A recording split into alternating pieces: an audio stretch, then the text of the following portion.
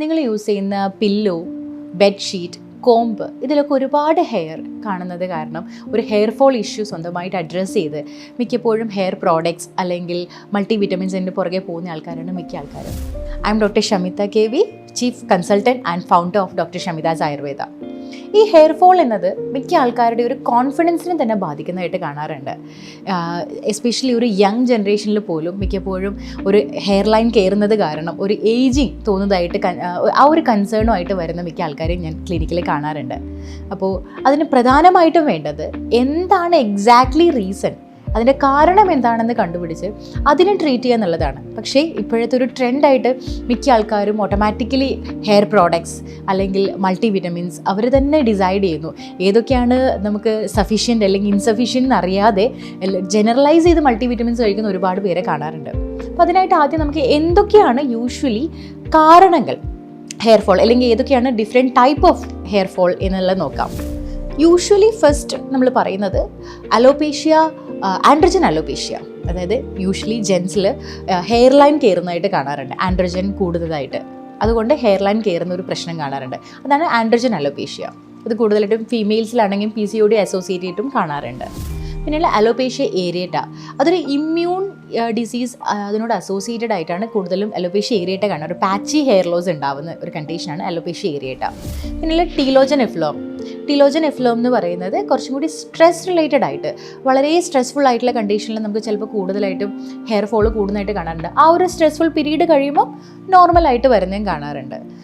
അതാണ് ടീലോജൻ എഫ്ലോം എന്ന് പറയുന്ന കണ്ടീഷൻ. പിന്നെ അനാജൻ എഫ്ലോം, അത് ഒരു സഡൻ അല്ലെങ്കിൽ റാപ്പിഡ് ആയിട്ടുള്ള ഹെയർ ഫോൾ ഉണ്ടാകുന്നുണ്ട്. ഫോർ എക്സാമ്പിൾ ഒരു കീമോതെറാപ്പി ചെയ്യുന്ന പേഷ്യൻസിൽ നമ്മൾ കാണാറുണ്ട് ഒരു റാപ്പിഡ് ആയിട്ടുള്ള ഹെയർ ഫോൾ ഉണ്ടാകുന്നത്. പിന്നെ ട്രൈക്കോറെക്സിസ് നോഡോസ എന്ന് പറയുന്ന ഒരു കണ്ടീഷൻ പ്രധാനമായും ഇപ്പോൾ കാണുന്നത് കൂടുതലും ഒരു ഹെയർ പ്രോഡക്ട്സ് യൂസ് ചെയ്യുന്നു. നമ്മളിപ്പോൾ പല ട്രീറ്റ്മെൻറ്റ്സ് ഹെയറിന് കൊടുക്കുന്നത് വഴി ഹെയർ ഡ്രൈ ആകുന്നത് തിന്നായിട്ട് ബ്രേക്കേജ് ആണ് അതിൽ കാണുന്നത് ഹെയർ ഫോളിനേക്കാളും. അതാണ് ട്രൈക്കോറെക്സിസ് നോഡോസ.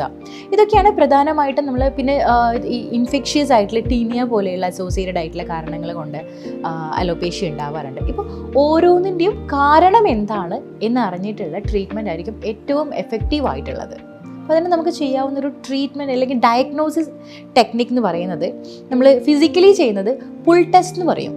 ഒരു 40 to 60 ഹെയർസ് നമ്മൾ എടുത്ത് നോക്കും, ഒന്ന് പുള്ളി ചെയ്ത് നോക്കും. ഒരു 3 ഫിംഗേഴ്സ് വെച്ചിട്ട് പുള്ളി ചെയ്ത് നോക്കുമ്പോൾ ഒരു 10%, അതായത് ഒരു 4 to 6 ഹെയർസ് നിങ്ങൾക്ക് കിട്ടുന്നുണ്ടെങ്കിൽ വിച്ച് മീൻസ് നിങ്ങൾക്ക് പോസിറ്റീവാണ്, അതായത് ഹെയർ ഫോൾ ഉണ്ടെന്ന് മനസ്സിലാക്കണം.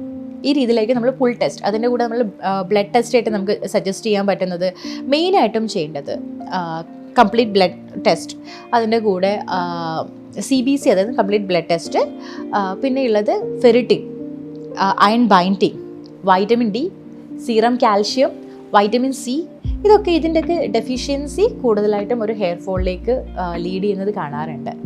പിന്നെ അതിൻ്റെ മിക്ക ആൾക്കാർക്കുള്ള അടുത്ത സംശയമാണ് ഏതൊക്കെയാണ് ഫുഡ് ഐറ്റംസ് നമുക്ക് ഇതിന് ഹെയർ ഫോളിന് പ്രിവെൻറ്റ് ചെയ്യാൻ അല്ലെങ്കിൽ ഹെയർ ഫോൾ ഒരു പരിധി വരെ നമുക്ക് മാനേജ് ചെയ്യാൻ ഏതൊക്കെയാണ് ഫുഡ് ഐറ്റംസ് നമുക്ക് ചെയ്യാൻ പറ്റുക എന്നുള്ളത്.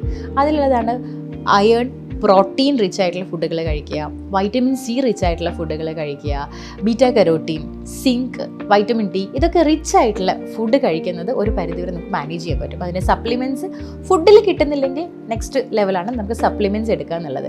അതിൻ്റെ ഏതൊക്കെയാണ് ഫുഡ് ഐറ്റംസ് ചോദിക്കുകയാണെങ്കിൽ ഐ വുഡ് സേ കുറച്ചും കൂടി നമുക്ക് ബീറ്റാ കരോട്ടീൻ റിച്ച് ആയിട്ടുള്ളതാണ് സ്വീറ്റ് പൊട്ടറ്റോ, പ്രോട്ടീൻ റിച്ച് ആയിട്ടുള്ളതാണ് നമുക്ക് ഈ പയർ വർഗ്ഗങ്ങൾ. ഇപ്പം നോൺ വെജിറ്റേറിയൻ ആണെങ്കിൽ എഗ്ഗ് കഴിക്കാം, മീറ്റ് അതായത് ലീൻ മീറ്റ്സ് ആയിട്ടുള്ള ചിക്കൻ, ലാമ്പ് പോലെയുള്ള മീറ്റ് കഴിക്കാം, പിന്നെ ഓട്സ്, എഗ്ഗ്, പിന്നെ ഇലവർഗ്ഗങ്ങൾ അതായത് ചീര പോലെയുള്ള ഇലക്കറികൾ ഒരുപാട് കഴിക്കുന്നത്, അവക്കാഡോ പോലെയുള്ള ഫ്രൂട്ട്സ് കഴിക്കുന്നതൊക്കെ ഒരുപാട് ഹെൽപ്പ് ചെയ്യുന്നതാണ്. പ്ലസ് യൂസ് ചെയ്യുന്ന ഒരുപാട് കെമിക്കൽ ഫ്രീ ആയിട്ടുള്ള ഹെയർ പ്രോഡക്ട്സ് യൂസ് ചെയ്യാൻ ട്രൈ ചെയ്യുക. ഫോർ എക്സാമ്പിൾ മൈൽഡ് ആയിട്ടുള്ള ഷാംപൂ, മൈൽഡ് കണ്ടീഷൻ, ഹെയർ മാസ്കുകളാണെങ്കിലും കുറച്ചും കൂടി നാച്ചുറലി ഉള്ള ഹെയർ മാസ്കുകൾ യൂസ് ചെയ്യുക. ഇങ്ങനെയൊക്കെ ചെയ്യുന്ന ഒരു പരിധി വരെ നമുക്ക് ഹെയർ ഫോളിനെ പ്രിവെൻറ്റ് ചെയ്യാൻ അല്ലെങ്കിൽ ഹെയർ ഫോൾ ഇല്ലാതിരിക്കാൻ, ഹെയർ ഫോളിനെ മാനേജ് ചെയ്യാനും ഹെൽപ്പ് ചെയ്യും.